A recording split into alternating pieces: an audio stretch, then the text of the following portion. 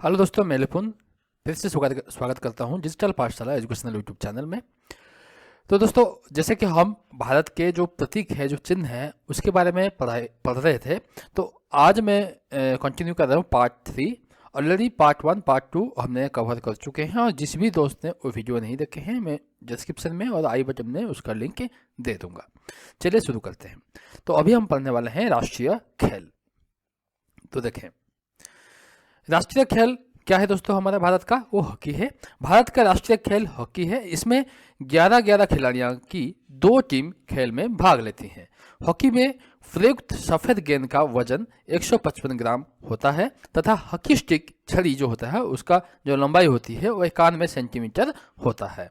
Hockey की जादूगर नाम से मशहूर मेजर ध्यानचंद के जन्म दिवस 29 अगस्त को राष्ट्रीय खेल दिवस के रूप में मनाया जाता है। तो इसमें देखो कितने सारे क्वेश्चन आपके कवर हो गए हैं। ठीक है, तो ध्यान रखें इस चीज़ को। 29 अगस्त में राष्ट्रीय खेल दिवस क्यों मनाया जा रहा है? क्योंकि मेजर ध्यानचंद का उस दिन क्या है, जन्म दिवस है। ठीक है, और बॉल का वेट कितना है, 155 ग्राम, और जो हॉकी स्टिक का लंबाई कितना है, 91 सेंटीमीटर।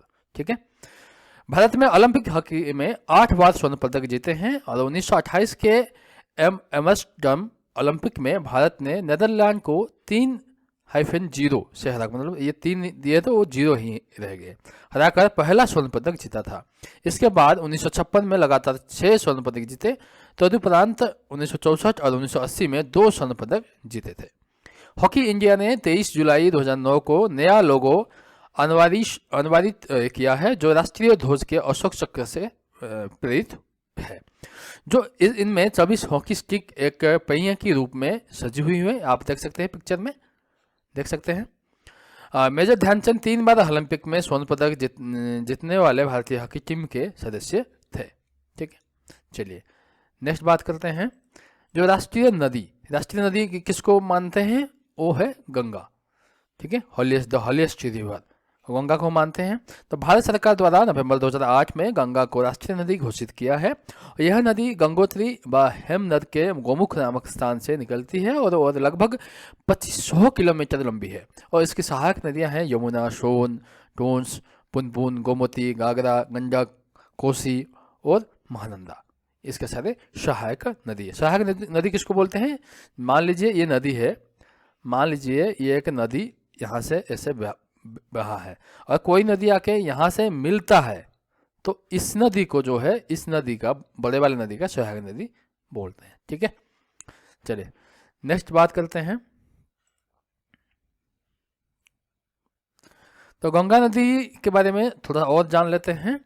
तो गंगा नदी उत्तराखंड, उत्तर प्रदेश, बिहार, झारखंड, पश्चिम बंगाल आदि भारतीय प्रदेशों में होते हुए बांग्लादेश में प्रवेश करती हुई अंत में बंगाल की खाड़ी में जा गिरती है। गंगा नदी को प्रदूषण से बचाने के लिए 2009 में राष्ट्रीय गंगा वैक्सीन प्राधिकरण का गठन किया गया है। ठीक है, 2009 में। चलिए उसके बाद हम डिस्कशन करते हैं राष्ट्रीय जलीय जीव डॉल्फिन के बारे में। ठीक है, चलिए उसके बारे में डिस्कशन कर लेते हैं। देखें, तो 10 मई 2010 को भारत का सरकार के वन एवं पर्यावरण मंत्रालय ने डॉल्फिन को राष्ट्रीय जलीय जीव व नेशनल एक्वेटिक एनिमल घोषित किया है। और केंद्र सरकार ने गंगा में डॉल्फिन की संख्या बढ़ाने के लिए प्रोजेक्ट डॉल्फिन को भी प्रोजेक्ट टाइगर की तरह महत्वपूर्ण माना है। ठीक है, विश्व की ताजे पानी में केवल 4 क्षेत्रों में डॉल्फिन पाई जाती हैं। भारत में गंगा एवं चंबल नदी के अलावा पाकिस्तान में सिंधु नदी में फुला और चीन में यांगजे नदी में वाजी, ये जो फुला और बाजी ये डॉल्फिन का नाम है। ठीक है, और ब्राजील के अमेजन नदी में वटो नाम में भी डॉल्फिन की प्रजाति पाई जाती है। तो देखिए इसमें हमारे गंगा नदी में डॉल्फिन पाई जाती है, चंबल नदी में पाई जाती है फुला। ये फुला कहाँ? ये सिंधु नदी में, जो पाकिस्तान के सिंधु नदी है पाकिस्तान में। हमारे जो सिंधु नदी हमसे इंडिया होकर पाकिस्तान गई है, तो उसमें पाई जाती है, उसको पाकिस्तान में उसको फुला बोलते हैं, फुला प्रजाति। डॉल्फिन ही है वो। ठीक है, और चीन में यांगज नदी में बाजी, चीन में जो डॉल्फिन पाए जाते हैं उनको बाजी कहते हैं। ठीक है, और ब्राजील में जो अमेजन नदी में पाए जाते हैं डॉल्फिन, उसको बोटो बोलते हैं। गंगा में पाए जाने वाले डॉल्फिन दृष्टिहीन होते हैं, मतलब वो अंधे होते हैं, और इनकी आंखों में लेंस नहीं होते हैं। मादा डॉल्फिन की लंबाई नर डॉल्फिन से अधिक होती है। ठीक है। जो मादा डल्फिन होती है, जो फीमेल डल्फिन होती है, वो मेल डल्फिन से ज़्यादा लंबा होती है। डल्फिन का उल्लेख महाभारत एवं बाबरनामा में भी मिलता है। ठीक है, चले नेक्स्ट बात करें राष्ट्रीय मुद्रा प्रतीक। तो आप ऐसे देख सकते हैं जैसे हम कोई पैसा का किताब में भी देखे होंगे, तो इस तरह का आपको सिंबल देखने को मिल रहा होगा, इस तरह का जैसे आप देख सकते हैं। तो भारतीय रुपये का अलग पहचान चिन्ह निर्धारित करने के लिए 15 जुलाई 2010 को नया प्रतीक देवनागरी लिपि के आर को मिलाकर बनाया गया है। ठीक है, और भारतीय मुद्रा विश्व की 5वीं ऐसी मुद्रा है जिसका अपना अलग पहचान व चिन्ह है।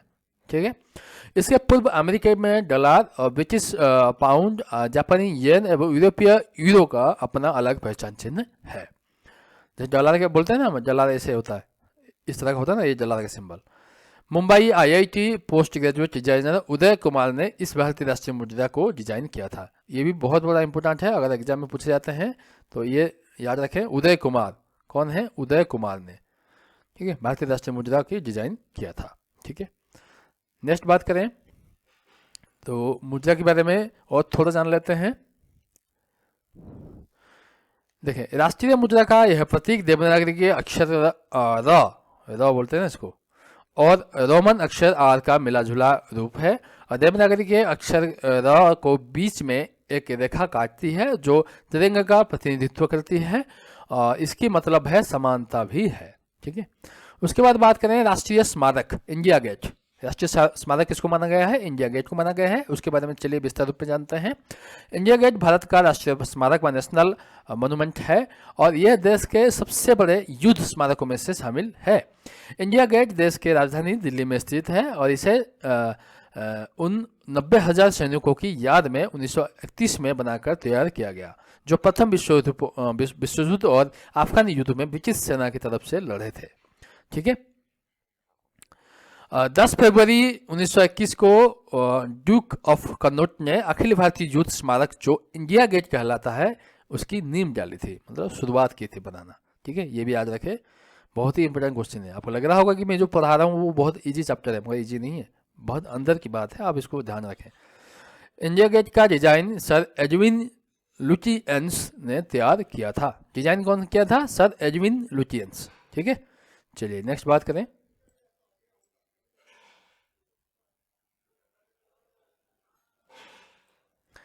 नेक्स्ट बात करें कि पहले जो इंडिया गेट को ऑल इंडिया वार मेमोरियल कहा जाता था। ठीक है, 26 जनवरी 1972 को इंडिया गेट मेहराब के नीचे दिसंबर 1971 के भारत पाक युद्ध में मारे गए भारतीय जवानों को प्रति राष्ट्र की श्रद्धांजलि के रूप में एक और स्मारक अमर जवान ज्योति जोड़ दिया गया है। तो ये ज्योति शहीदों की याद में सदा प्रज्वलित रहती है। उसके बाद बात करें राजभाषा हिंदी। राष्ट्रभाषा नहीं, आप गलती से भी मत बोल दीजिएगा, ये राजभाषा है। संविधान के अनुच्छेद 343 एक 1 के अनुसार देवनागरी लिपि में लिखित हिंदी भारत की राजभाषा व ऑफिशियल लैंग्वेज है। संविधान में यह भी स्पष्ट किया गया है कि इसके साथ शासकीय कार्यों के लिए अंग्रेजों का भी इस्तेमाल कर सकते हैं। भारतीय संविधान की 8वीं अनुसूची से पहले 14 भाषाएं शामिल की गई थी, परंतु अब 22 भाषाएं हैं। तो 22 भाषाएं क्या क्या है आप लोग देख सकते हैं, इसका स्क्रीनशॉट ले लीजिए या लिख लीजिए, मैं इसको पढ़ के टाइम वेस्ट नहीं करना चाहता। ठीक है, तो भारत का प्रथम राजभाषा आयोग 1955 में BG खेर की अध्यक्षता में गठित किया गया था। उसके बाद बात करते हैं राष्ट्रीय विरासत पशु। राष्ट्रीय विरासत पशु, पशु नहीं, राष्ट्रीय पशु तो बाघ हो गया, राष्ट्रीय विरासत पशु उसको बोलते हैं हम एलिफेंट। तो उसके बारे में हम थोड़ा जान लेते हैं विस्तार रूप से। तो 22 अक्टूबर 2010 को भारत सरकार ने एशियाई हाथी को राष्ट्रीय विरासत पशु व नेशनल हेरिटेज एनिमल घोषित किया। और सरकार ने वन्य क्षेत्र में रहने वाले हाथियों के, चलिए नेक्स्ट थोड़ा सा और रह गया है, खत्म कर लेते हैं इसको। हाँ, संरक्षण के लिए फरवरी 1992 में प्रोजेक्ट एलिफेंट हाथी परियोजना की शुरुआत की थी। हाथी की साक्ष्य सर्वप्रथम सिंधु घाटी सभ्यता की मोहर पर मिलते हैं। वैदिक देवता इंद्र ऐरावत नामक हाथी को अपने वाहन के रूप में उपयोग करते थे। राजस्थान में प्रसिद्ध अमर किला जयपुर के पास कुंडा गांव को 20 जून 2010 को देश का पहला हाथी गांव घोषित किया है, जो विश्व का तीसरा हाथी गांव है। तो चलिए कुछ और इम्पोर्टेंट राष्ट्रीय पत्र के बारे में थोड़ा थोड़ा जान लेते हैं, और आज का जो वीडियो है यही हम क्लास जो है यहीं पे हम ख़त्म करते हैं, और नेक्स्ट मिलेंगे एक बहुत ही इम्पोर्टेंट वीडियो के साथ जो भी आपको एग्जाम के लिए बहुत इम्पोर्टेंट हो। आप लोग देख सकते हैं तो राजभाषा जो है वो हिंदी है, राष्ट्रीय लिपि वो देवनागरी है, राष्ट्रीय पर्व है गणतंत्र दिवस, 26 जनवरी, स्वतंत्रता दिवस, 15 अगस्त, गांधी जयंती और 2 अक्टूबर, ये सब राष्ट्रीय पर्व है। राष्ट्रीय दस्तावेज जो है वो श्वेत पत्र है, राष्ट्रीय योजना है वो पंचवर्षीय योजना है, और राष्ट्रीय मंत्र है वो ओम है, ओम, खाली ओम को राष्ट्रीय मंत्र बोलते हैं। राष्ट्रीयता वो भारतीय है, राष्ट्रीय वाक्य है वो सत्यमेव जयते, राष्ट्रीय वाक्य है। सर्वोच्च राष्ट्रीय पुरस्कार है वो भारत रत्न है, ये सबको पता है। राष्ट्रीय मिठाई है वो जलेबी है, ये आप याद रखें, जलेबी जो उसको हम राष्ट्रीय मिठाई का मान्यता प्राप्त है। राष्ट्रीय विदेश नीति है वो गुट निरपेक्ष। ठीक है, तो दोस्तों कैसा लगा आज का सेशन?